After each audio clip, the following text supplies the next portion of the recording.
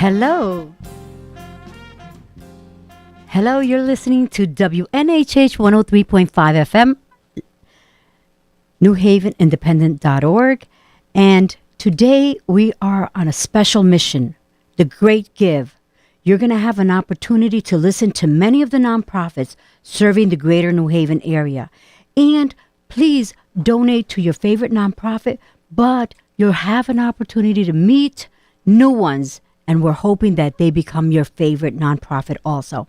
Today we have live in our studio audience a Reverend Leon Bailey, and he's here representing the Community Healing Network. Thank you so much, Leon, for being here with us today. Oh, please. Thank you for having me. It's a pleasure to be here. And I'm told I'm supposed to start with a gift or a song or a poem or, well, I've been introduced as a pastor, which I am. I can't deny that aspect of my life. And what comes to mind is the scripture found in John 15, verses 1 through 8. And it talks about the vine and the branches. And we are sourced by the vine, so that we as branches can actually reflect that which feeds us, that which nourishes us. And so when you look at the world today where there is a need for healing, there's a need for wholeness, there's a need to be fed, not only materially with food and substance, but spiritually. Because the essence of who we are is within our spirits. And the nature of how we show up in the world is a reflection of what feeds us, what nourishes us. And so I'd like to transfer that thinking, that context, into the Great Give concept, because we are here to actually nourish and support our community. And we're not just feeding one, we're feeding multitudes. And we have the capacity to heal, to have all of us be whole. And specifically, I'm here for the Community Healing Network. So Wanda, please, if you want to, let's get into it. Tell us about your organization and why the Community Health Network. Sure. The Community Healing Network was started by Enola Aird, and she had a wonderful, wonderful vision. She's still with us, and she might have been actually on air with Paul. I'm not sure whether she was or not.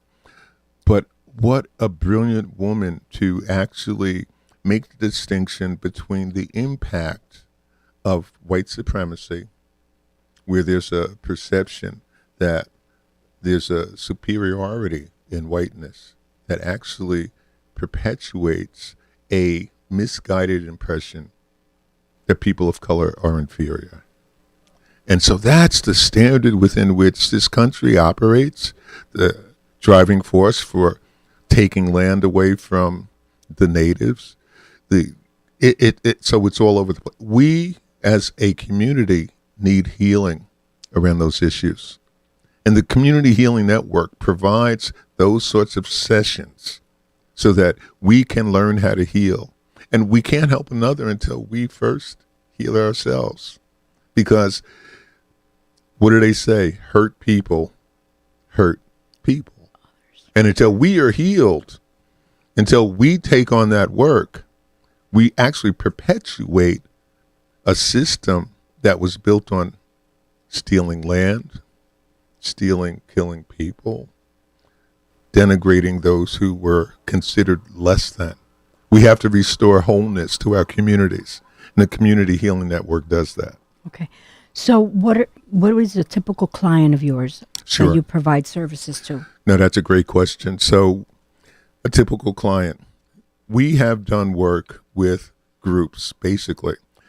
And we run facilitated groups called Emancipation Healing Circles, right?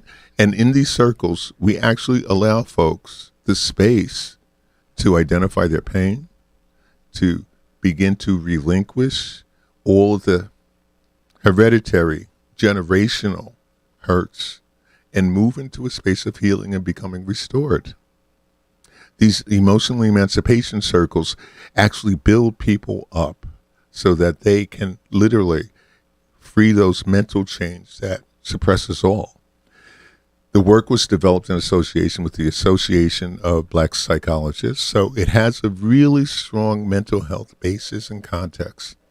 And on the other side of these experiences, folks are in a new and powerful space.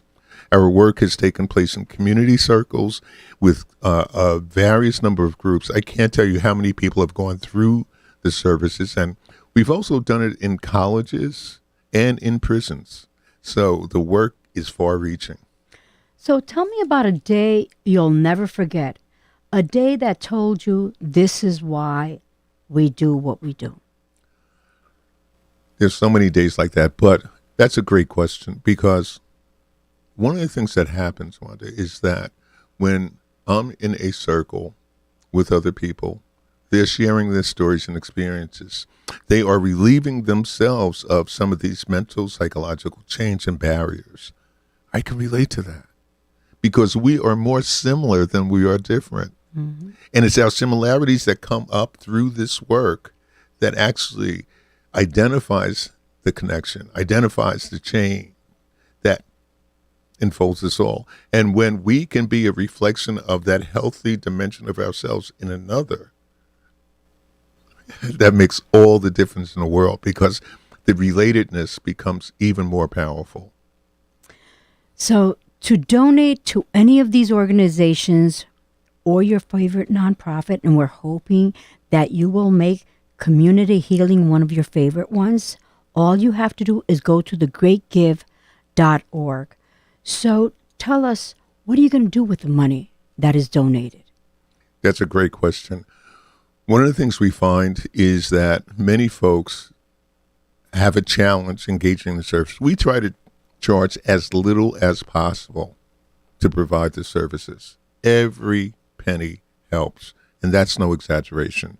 We do not impose a financial burden on folks, and that creates a burden for the organization, obviously, because we have to pay people and other expenses related to running a business. But the work that we do is so vitally important. Each and every cent of it goes directly towards services. We provide services. Again, one of our prison programs was done for free. Mm-hmm. And we know that prisons can, in many cases, support a lot of different things because there are government dollars associated with that. But we went in to provide this service so that folks can be healed in a way that otherwise is not accessible.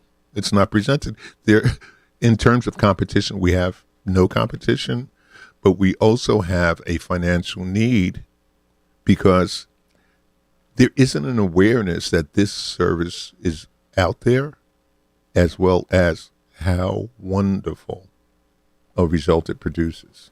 So where do you what's your base of operation? Where do you function from? Sure. We actually function here in New Haven, but we are national. Mm-hmm. We have facilitators who do the work all across the country. And that's why it's the Community Healing Network. We have facilitators in just about every state. We are actually working with a national group that formulated and helped to found Juneteenth. Mm. We are speaking at their conference in June. So we're everywhere, and we need to support that effort, but we are here basically local in New Haven. Thank you so much, Reverend Leon Bailey from the Community Healing Network. And for those of you that want to donate, all you have to do is go to the Great Give and check out the Community Healing Network. And also, if you would like to donate to keep this station and the New Haven Independent humming, you can find us on the newhavenindependent.org website. Thank you so much. Please don't wait for tomorrow what you can do today. So now, from today till 8 o'clock tomorrow night, you can give. And a lot of your monies will be matched. There's a bunch of sponsors. So even if you give 5, 10, even, all of us have so much money that we spend on frivolous things that these are organizations really, really need donations, and they double them sometimes and even triple them. So please donate via thegreatgive.org. And thank you so much for listening. Reverend, thank you so much. And we're hoping that you make the Community Healing Network one of your favorite nonprofits. Thank you for listening. This is WNHH 103.5 FM, The Great Give Radiothon. Thank you.